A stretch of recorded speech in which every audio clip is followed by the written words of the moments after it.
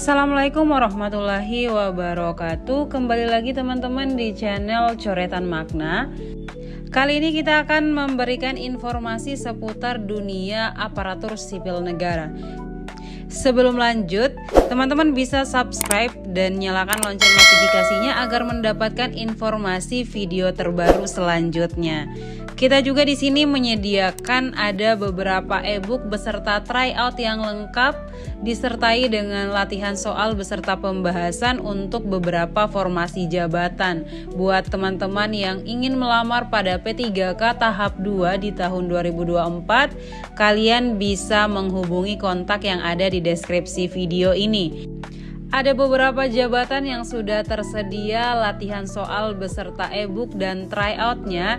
Kalian bisa lihat di sini beberapa jabatan ini sudah kami sediakan e-book dan tryout yang lengkap. Jika teman-teman berminat bisa menghubungi kontak yang ada di deskripsi video ini ya. Tanpa berlama-lama kita langsung ke informasi berikut ini. Buat teman-teman yang masih bingung terkait pembagian P3K paruh waktu untuk tahun 2024, berikut sudah dikeluarkan juknis terbaru terkait P3K paruh waktu. Hal ini tertuang dalam keputusan Menpan RB nomor 16 tahun 2025. Kementerian Pendayagunaan Aparatur Sipil Negara itu telah merilis aturan terkait pegawai pemerintah dengan perjanjian kerja paruh waktu.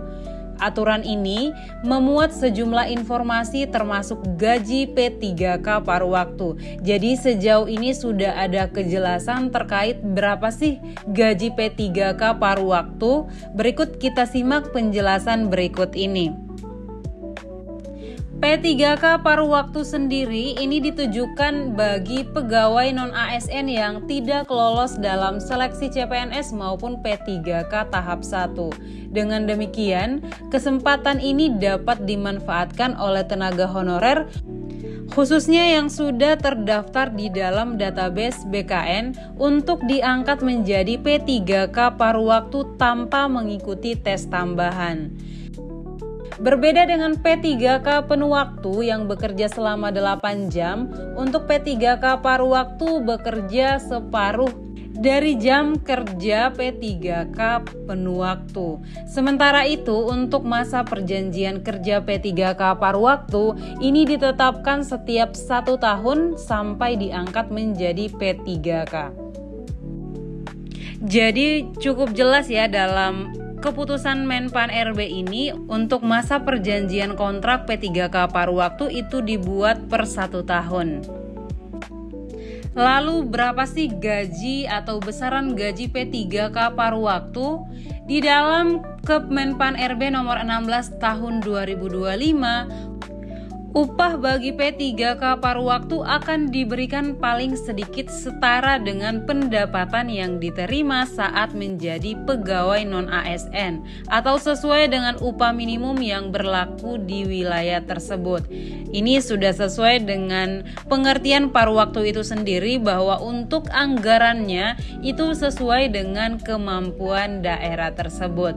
Untuk sumber pendanaan upah P3K paruh waktu ini dapat berasal dari luar belanja pegawai sesuai dengan peraturan perundang-undangan. Kemudian, selain untuk gaji tersebut, P3K paruh waktu juga bisa mendapatkan fasilitas sesuai dengan ketentuan perundang-undangan. Sehingga cukup jelas ya terkait penggajian P3K paruh waktu kita dapat mengambil 3 poin penting dalam ketentuan yang tertuang dalam Menpan RB nomor 16 tahun 2025. Yang pertama, gaji untuk P3K paruh waktu itu minimal sama dengan upah saat ini saat P3K paruh waktu itu masih berstatus sebagai tenaga non-ASN.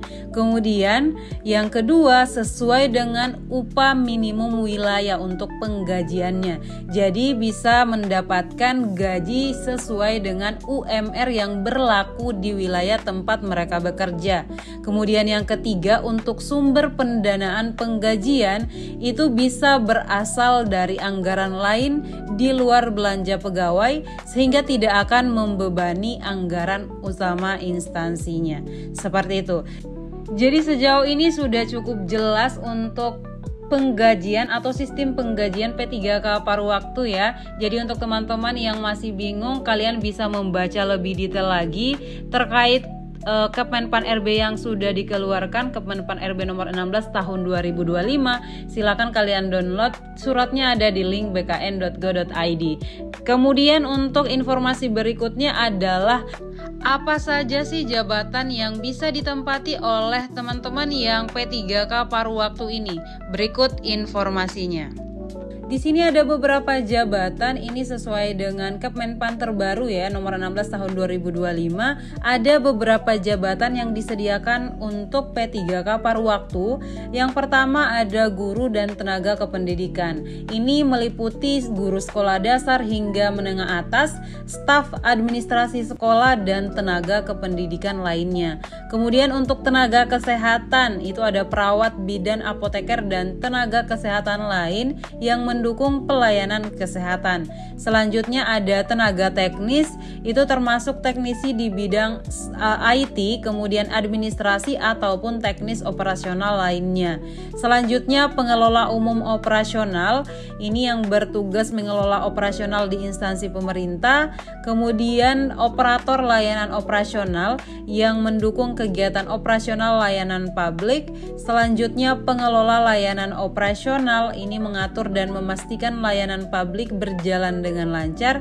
Dan yang terakhir penata layanan operasional, ini yang berfungsi merancang dan mengelola sistem layanan operasional. Demikian informasi kali ini, semoga bermanfaat buat teman-teman yang merasa